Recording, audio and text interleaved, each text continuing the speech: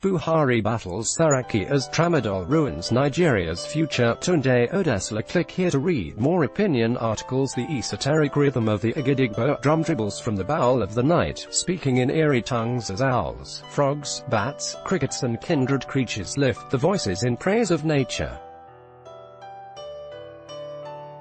A long strand of horsetail hair holds the dangling sword of Damocles high above. Directly below, a 58-year-old lady wriggles in bed, writhing in labor pain. She spasms, yells and tears at the bedspread soaked in tears and sweat. It's the third day, but the water won't just break. This piece was written by Tunde Odesla. The views and opinions expressed here are those of the author and do not necessarily reflect the official policy or position of 360knobs.com. Jallo, the itinerant palm wine tapper, was passing by when he heard the natal wailing. He knows it's time. Everybody in the village knows the heavy tummy cocoons are life eagerly knocking on the door of the world. Hurriedly, he dismounts from his weather-beaten bicycle and greets the household from outside the residence. "Congratulations on the incoming bundle of joy," he says aloud, expecting to hear responses from relatives on shuffling feet within. Silence, except for a mother's screaming anguish on the threshold between life and death.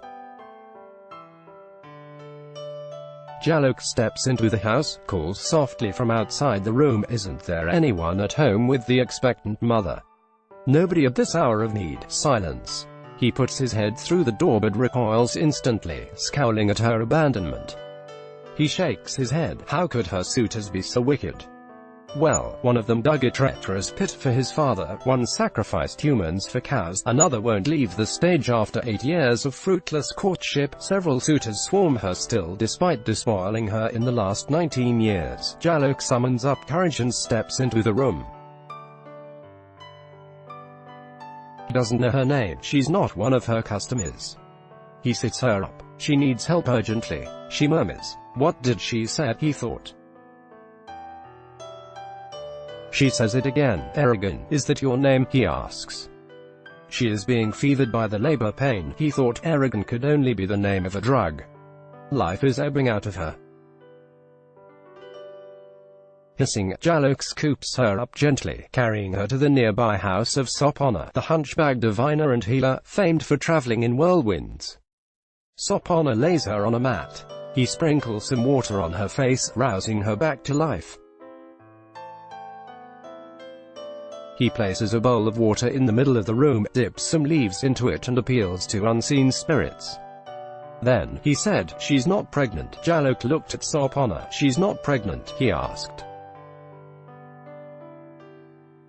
Yes, she's not, Sopona said. Her tummy is laden with the riddles of the Agidigbo drumming. Only the wise can dance to it. Only the deep can understand it. She's been murmuring Erigin, Erigin. Jallo told Sopona, who chuckled and said, Eragon is an anagram for Nigeria.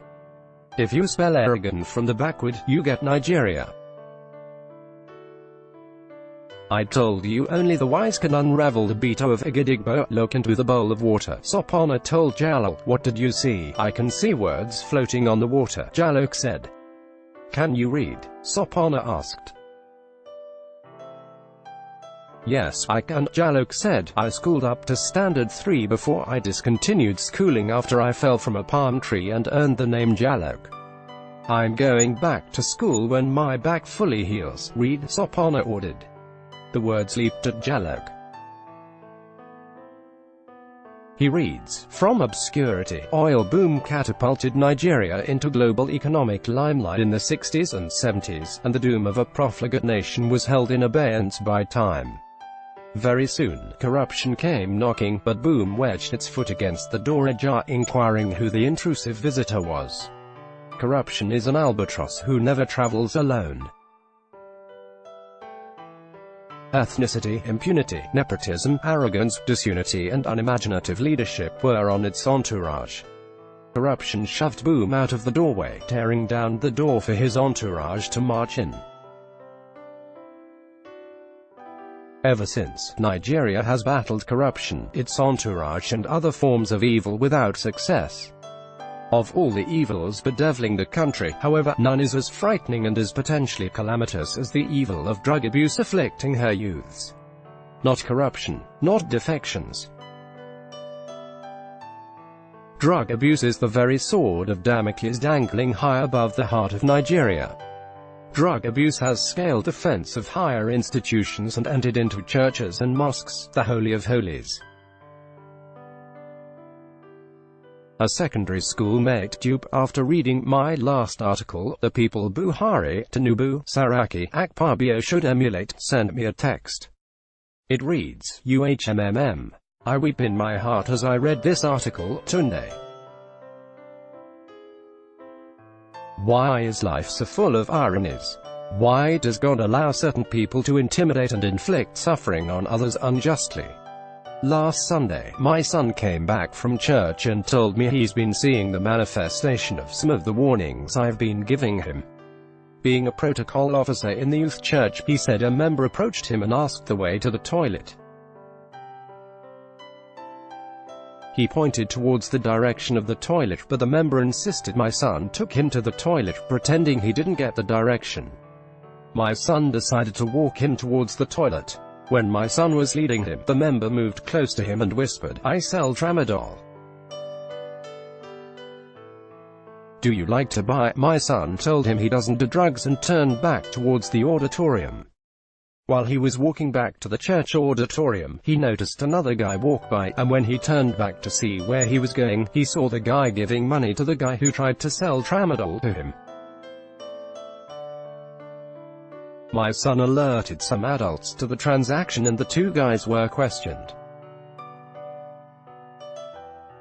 Also, around my area, where my son plays basketball, one of his friends told him that a guy sent him nude pictures on WhatsApp urging him to be his gay lover. What kind of leadership do we expect from these youths in the future? Jupe and her family live in a highbrow area of Lagos. I know that drug abuse has been on the increase, but I never knew it has entered into places of worship. Did you see the viral video of a young cultist girl in hijab who confessed to killing several people? When some Abia State University students beheaded fellow students and used the heads as goalposts, the federal and state governments didn't see drug abuse as a predisposing factor. When armed robbers killed over 50 persons in a bank robbery in Offa, Kwara State, the NDLEA didn't see drug abuse as a factor. Government didn't see drug abuse in the squishing of countless victims' heads by Badu boys in Ikorodu, and the ritual killings by Yahoo boys. The Presidency and National Assembly are lost about redeeming Nigeria's drug-crazed youths, but are very much alive to political pettiness. Cultism doesn't reside in tertiary institutions and secondary schools anymore. It has moved into primary schools, mechanic workshops, hairdressing salons, butchers' associations, viewing centers, eateries and beer parlors. No family is immune. The threat is real. These are times when parents must maintain eternal vigilance on the children. While the children of the rich do cocaine, heroin, amphetamine, etc., those of the poor sniff gum, human and lizard feces, urine and gulp Tramadol. Marijuana is now like peppermints to our future generation. Owawa, Omiya, 1 million boys, ONY, a few of the street cult groups in Lagos. Each state of the federation has its own versions. How do they operate? They move in the hundreds of thousands, gathering members along the way like a rolling stone on the journey to hell, robbing, maiming and stabbing passers-by in daylight while Abuja snores on a bicycle plunging down the precipice.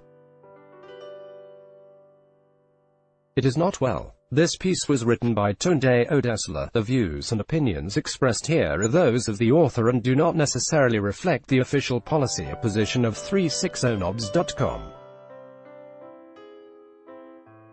Like this. Like loading.